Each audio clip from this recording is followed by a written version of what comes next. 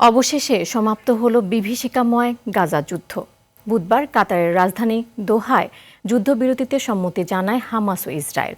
মধ্যস্থতাকারী ৩ দেশ কাতার, যুক্তরাষ্ট্র ও মিশরের সঙ্গে আলোচনা শেষে এ সিদ্ধান্তে আসে তারা।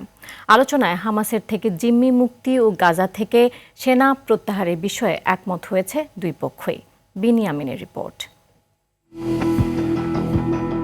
২০২৩ সালের ৭ই অক্টোবর থেকে ফিলিস্তিনের অবরুদ্ধ গাজায় নারকীয়তা দেখছে গোটা বিশ্ব।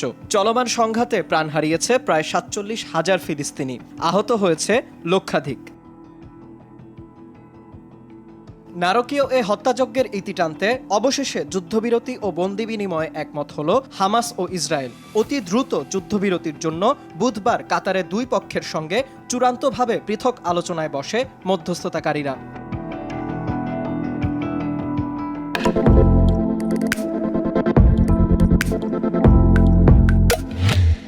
রুদ্ধদ্বার এ বৈঠকের বিষয়ে কাতারের পররাষ্ট্র মন্ত্রণালয় জানায়, হামাস ও ইসরায়েলের মধ্যে একটি খসড়া চুক্তি তুলে ধরা হয়েছে। ফিলাডেলফি করিডরে সেনা মোতায়েন সহ প্রধান বিতর্কিত বিষয়ের অধিকাংশ ক্ষেত্রেই আপোষে এসেছে দুই পক্ষ।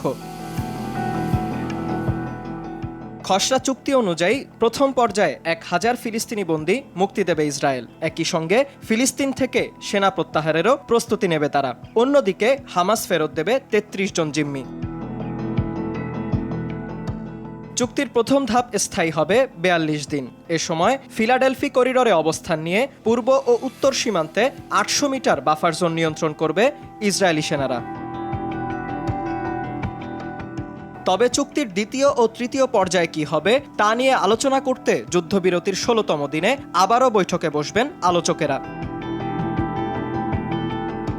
এদিকে চলমান যুদ্ধবিরতির মধ্যেও থেমে নেই ইসরায়েলি নৃশংসতা। গেল ২৪ ঘন্টায় গাজার বিভিন্ন জায়গায় ইসরায়েলি হামলায় ৬২ জন নিহত হয়েছে।